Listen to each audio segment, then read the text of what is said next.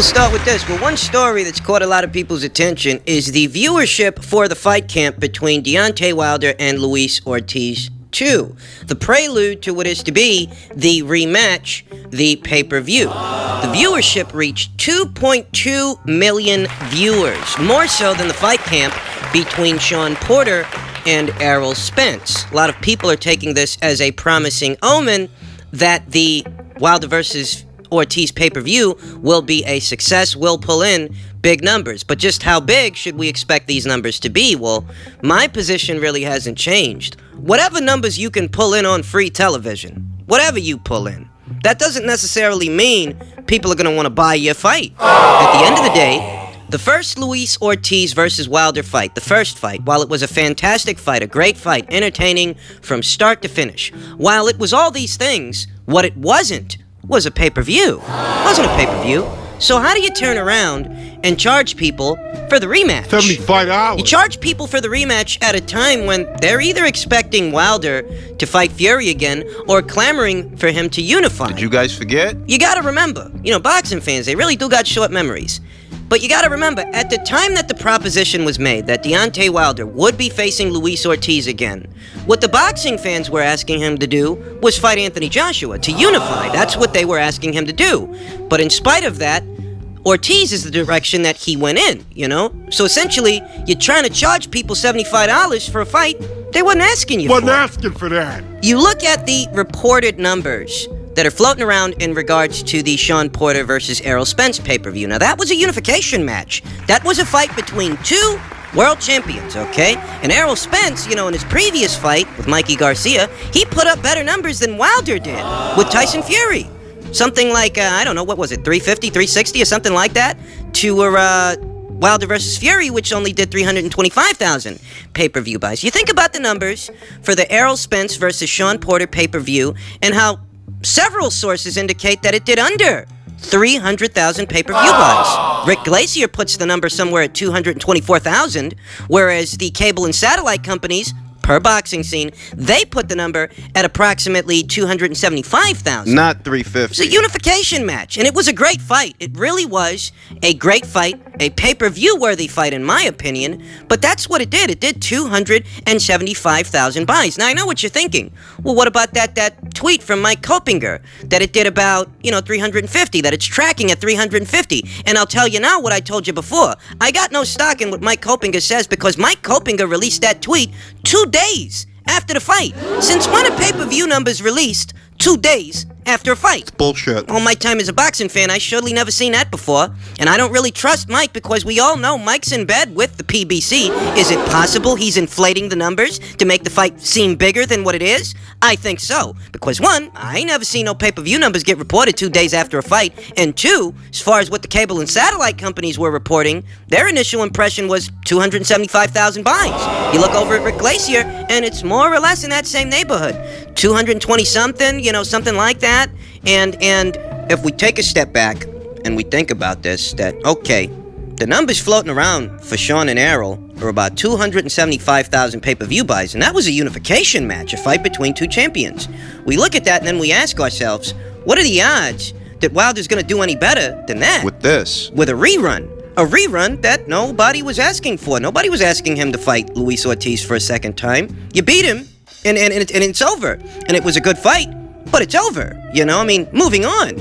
They're expecting to see him fight other people. They weren't asking him to have a rematch with that guy. So what are the odds that he's going to pull in better numbers than the Wilder versus Fury fight, better numbers than Porter versus Spence? What are the odds he's going to bring in better numbers with a rerun?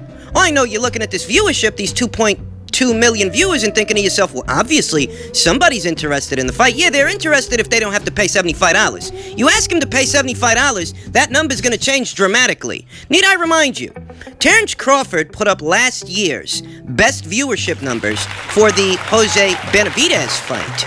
That fight set the bar not just for all the viewership in regards to the sport of boxing, but it set the bar for any combat sport. That fight brought in more viewership than both boxing and mixed martial arts last year.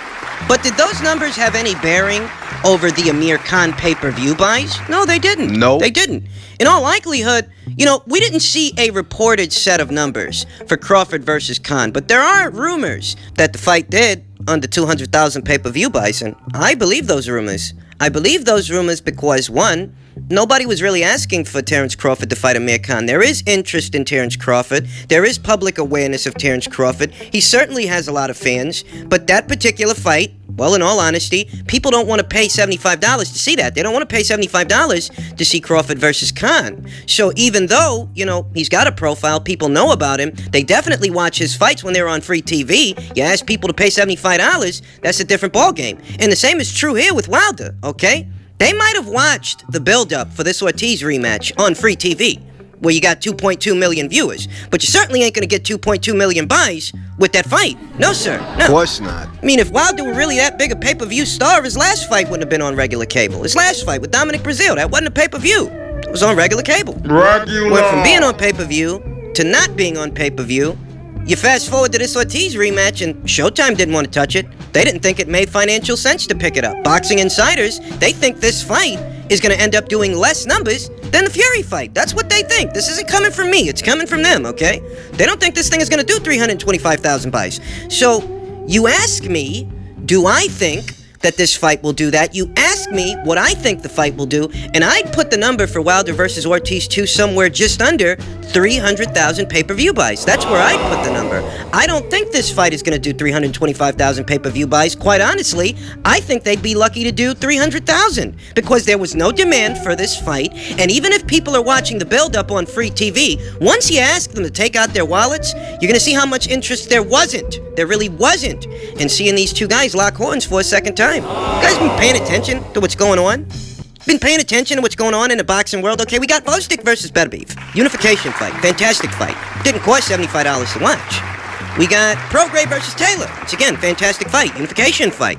Didn't cost $75 to watch. The same is true of Ramirez versus Hooker. The same is true of Canelo versus Kovalev. Fantastic fight. We're about to watch it. Canelo Alvarez is a bona fide pay-per-view attraction. You ain't got to pay $75 to watch this guy anymore. You get to see him in action this weekend against Kovalev, and it don't cost $75. All right? This is what's going on. So what are the odds that Wilder is going to pull in big numbers with this rerun when, hey, those are better fights than this fight? Those are all better fights in this fight. They involve not just one champion, but two. This is a rerun. And you think that the boxing fans are going to shell out $75 for a rerun? I don't think so. I don't think so. Before the year is out, we're going to get to see Anthony Joshua versus Andy Ruiz 2. It's not going to cost anybody $75 to watch. Even the people in the UK that, are going to have to pay for it as a pay-per-view, they're not going to have to pay $75 to watch the goddamn thing, though, are they? Okay?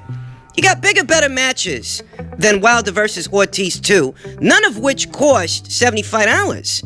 So you put this thing on, look, you can have the build-up on free TV, and it can pull in good viewership on free TV. But once it's the night of the fight, when it's time for people to pull out their wallets and order this fucking thing, you're gonna see how interested people weren't in regards to this fight. The question then becomes, why would anybody think that Wilder versus Ortiz II is gonna bring in more pay-per-view buys than Wilder versus Fury? How's that work? Where's that sentiment come from? I'll tell you where it comes from. It comes from Wilder's fans.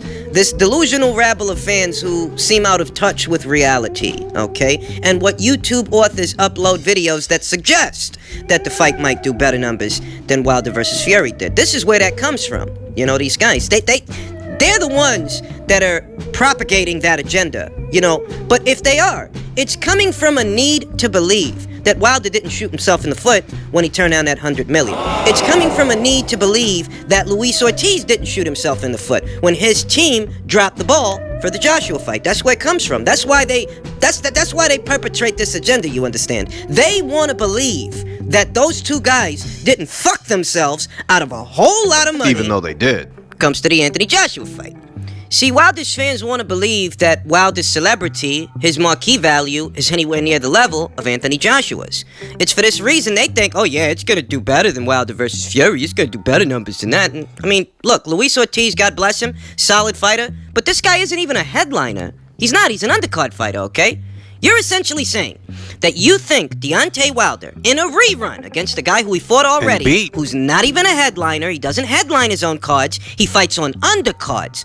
You're telling the world that you think that fight is going to do better numbers than Wilder versus Fury, which was 2 headliners. Fury's a headliner, and so is Deontay Wilder.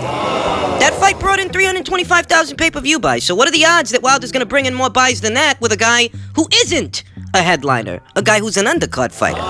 Doesn't make a lot of sense, right? Well, neither do Wilder's fans, because Wilder's fans want to believe that he made the right decision passing on the Joshua fight. 5 consecutive offers, each one bigger than the last. Wilder willfully turned them all down. Wilder's fans, they don't want to accept that, you know what, this guy's a bonehead. Could have been you that beat Anthony Joshua and effectively became the undisputed champion. But your team was too afraid to take that chance. You priced yourselves out because you got these delusions of grandeur, and you may have missed that opportunity. You may have missed that boat. Costed yourself a lot of money whilst lying to yourself and the boxing community, because you're not that big a celebrity. Nope. You're not that. You're not a star. Nope. Okay, you don't command that kind of an audience in the United States the same way that Anthony Joshua commands an audience in the United Kingdom. That's just the reality of it. Thus, turning him down was very foolhardy. These guys haven't come to terms with that yet. So for this reason, they want to act like Wilder versus Ortiz II is some mega fight when it's not. It's clearly not. But, you know, if you wanted to wrap your mind around it, if you wanted to understand it and what's going on,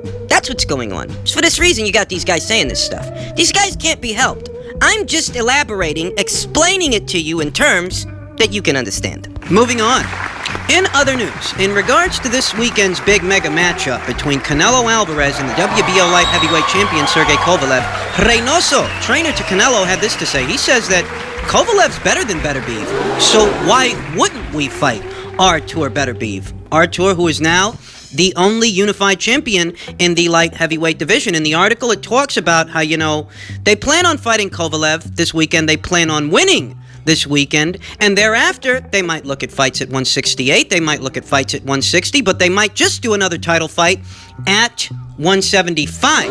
What do I think about this, and what do I think about the proposition that Canelo Alvarez not only stays in the light heavyweight division, if he's victorious, but he so chooses to unify against Artur Beterbiev, because that's essentially what it would be. It would be a light heavyweight unification match. Ladies and gentlemen, my position on this hasn't changed. Even if Canelo Alvarez is successful this weekend, I'm not expecting him to stay there. I'm not expecting him to hold on to that belt. I'm not expecting him to keep up with the responsibilities that come with being a light heavyweight champion. I'm expecting that that belt will go vacant sometime after the fight is over, the same way that the IBF title went vacant after the Jacobs fight was over. You know, Canelo Alvarez and his people, they didn't do what they had to do, their due diligence, to make that Sergey Devianchenko fight, and Canelo was stripped of the title as a result. Thus, I expect something very similar to happen at 175, even if Canelo is victorious, even if he wins in one-sided fashion. In all honesty, I'm not expecting him to stay up there. This notion that today's Sergey Kovalev is somehow better than today's Artur Beterbiev, that notion, that has yet to be determined. We really don't know that. The only thing we know in reference to those two particular guys is they got unfinished business, because as it stands, Artur has beaten Sergey Kovalev not once, but twice in the amateur ranks. Here today as professionals, we don't know that Sergey's better than Artur. I mean, we really don't know that, because here today, Artur's the unified champion, not Sergey. And it's Sergey that's got a score to settle with Artur, because Artur has beat him 2 times already. So the idea that Sergey is somehow better than Artur, that really does have yet to be determined. We don't know that. And when Reynoso says this, he's likely just talking up Canelo's opponent to sell the fight. That's what he's doing. Because the reality of it is, we don't know if Sergey really is better than Artur. We don't know that. They have yet to settle up with each other in the pro ranks to give us that answer. In truth, I'm not expecting Canelo to stay at 175. I'm not. I remember after the Jacobs fight, the conversation became about how Canelo is going to shoot for undisputed in the middleweight division. He only had one more belt to collect, okay? This is what they were saying immediately after the fight.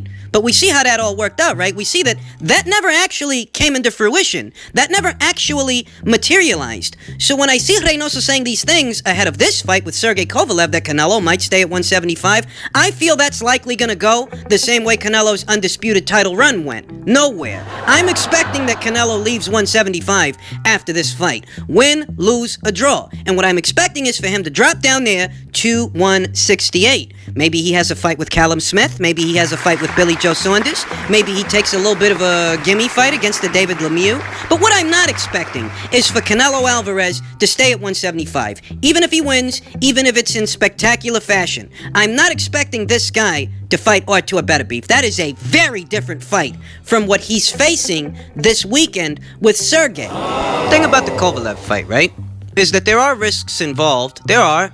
But Canelo stands a chance. He does stand a chance of wearing out the older, more war-torn fighter by taking him into deep waters where Father Time may catch up to him. He stands a chance of doing this with Sergey, but with Artur, you know, Artur's not coming for a boxing match. You do realize that, right? That Artur is going to impose his size, his punching power, and that great engine of his. He's going to impose all this on what is the naturally smaller guy. The naturally smaller guy who, you know what, God bless him, he knows how to box, but he's just not that concussive a puncher. I mean, if Alexander Gvozdyk, who's a much more statuesque and naturally bigger guy than Canelo, if Alexander Gvozdyk could not assert himself and get Artur Beterbiev's respect with his punch, what are the odds that Canelo would have any better luck? What are the odds that Canelo would get his respect where Alexander couldn't? You know? I mean, you gotta be realistic about this stuff. Canelo stands a chance against Sergey. There are risks involved, but he does stand a chance. Whereas the fight with Artur, that would be a more physical fight and less of a boxing match. Artur's not coming to box. He's coming to run you over. So look, they can say that they plan on having another title fight at 175 the same way they said they were going to shoot for undisputed back at 160. But I'm not believing it. I'm sorry. I'm just not believing it.